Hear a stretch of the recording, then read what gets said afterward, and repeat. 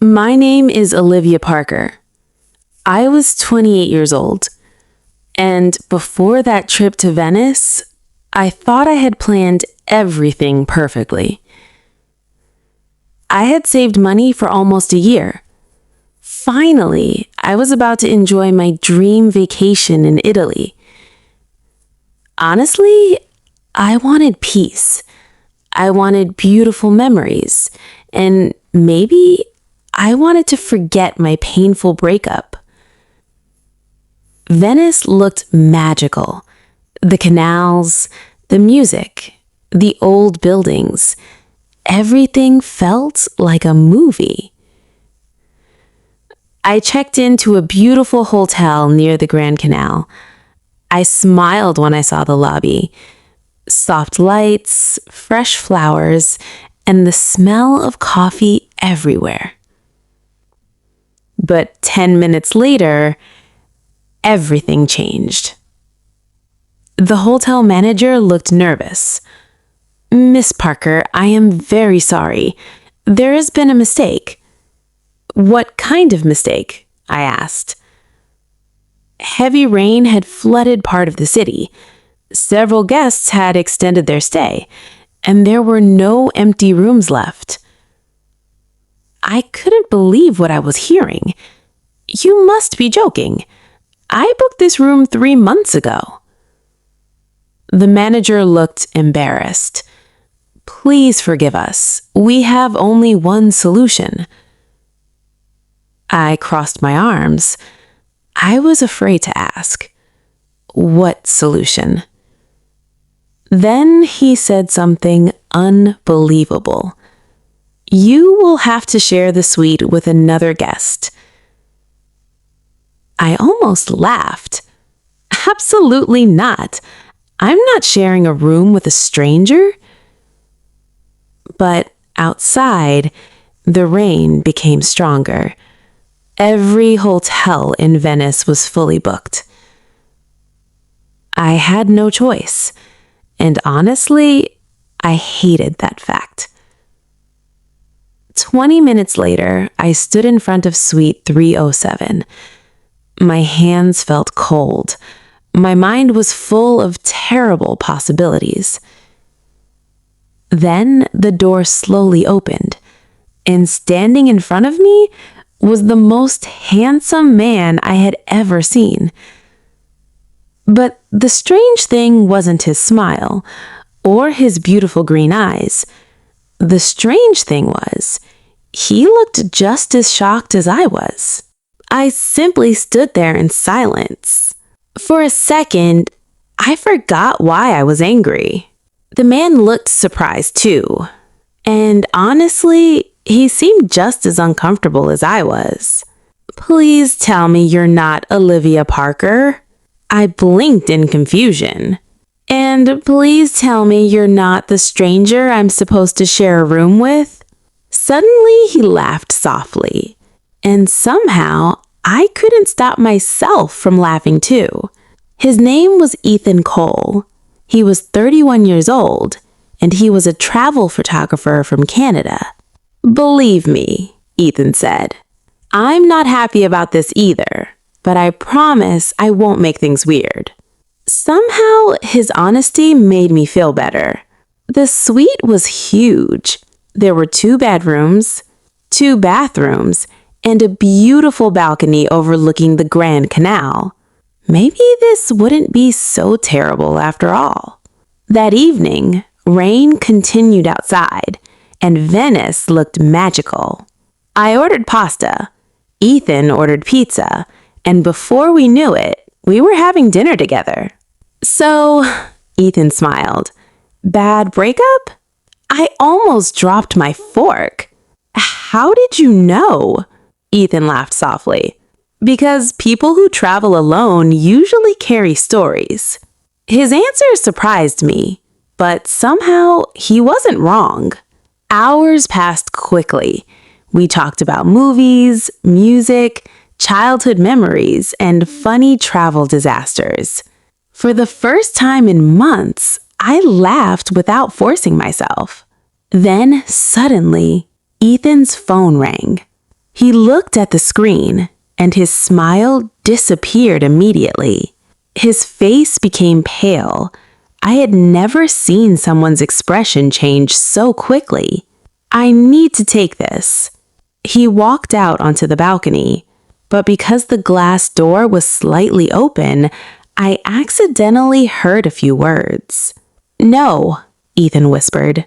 "She must never know the truth." My heart suddenly stopped, and for the first time that night, I became afraid of the handsome stranger. I barely slept that night. Those words kept repeating inside my mind. She must never know the truth.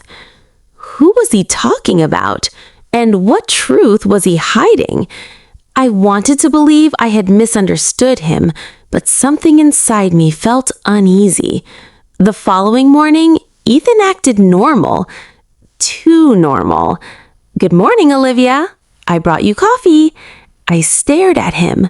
His smile looked genuine, but my mind refused to trust him completely. Outside, Venice looked beautiful. Sunlight reflected on the water. Gondolas moved slowly through the canals. Ethan suggested visiting Burano Island. "You'll love the colorful houses," he said. Honestly, part of me wanted to refuse, but another part wanted answers. Burano was magical. Bright colors surrounded us. People smiled everywhere. Ethan took photographs while I explored small shops, and somehow I caught myself smiling again. But something strange happened. An old woman inside a bakery suddenly looked at Ethan, and her face changed completely. "Ethan?" she whispered. Ethan almost dropped his camera. "Mrs. Romano?" he replied nervously. The woman looked at me. Then she smiled, strangely. "So," she said softly, "you've finally found her." I nearly stopped breathing. "Found who?" I asked immediately. Ethan quickly interrupted. "She's confused. Mrs. Romano always mixes people up." But Mrs. Romano didn't look confused. She looked emotional, almost relieved. During the boat ride back to Venice, Ethan became unusually quiet. I could feel the distance growing between us. "Who am I, Ethan?" I finally asked. He turned toward me immediately. "What? Who did that woman think I was?" Ethan closed his eyes. "Olivia, I wanted to tell you, but I was afraid." My heart started beating faster. Afraid of what? Ethan slowly reached into his wallet, and then he showed me an old photograph. My entire body froze, because the woman standing beside Ethan in that picture looked exactly like me. I couldn't believe what I was seeing. The woman in the photograph looked exactly like me. My hands started trembling. "Who is she?" I whispered. Ethan remained silent. Tears slowly appeared in his eyes. "Her name was Lily," he softly said. "She was my younger sister," he thoughtfully said. I stared at him in disbelief. "Your sister?" I asked softly. Ethan nodded. "People always said she had a beautiful smile. And when I opened the door of Suite 307, I thought I was dreaming." He looked down at the old photograph. Lily died 6 years ago. My heart broke for him. "Why didn't you tell me?" I quietly asked. Ethan smiled sadly. "Because I didn't want to scare you," he softly said.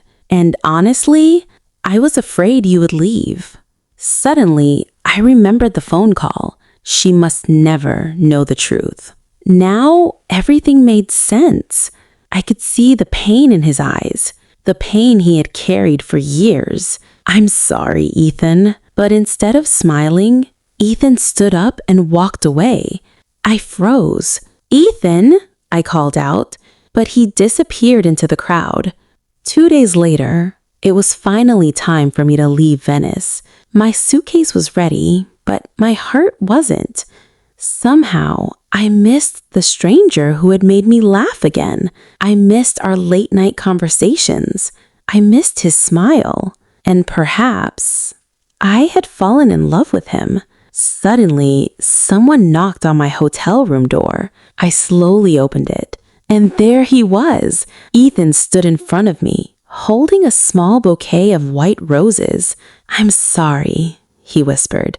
"I spent years running away from memories, but meeting you changed something inside me. Olivia, you are not Lily, and I don't want you to be Lily. I want you to be Olivia, because I love the woman standing in front of me." Tears filled my eyes. Without saying a word, I wrapped my arms around him.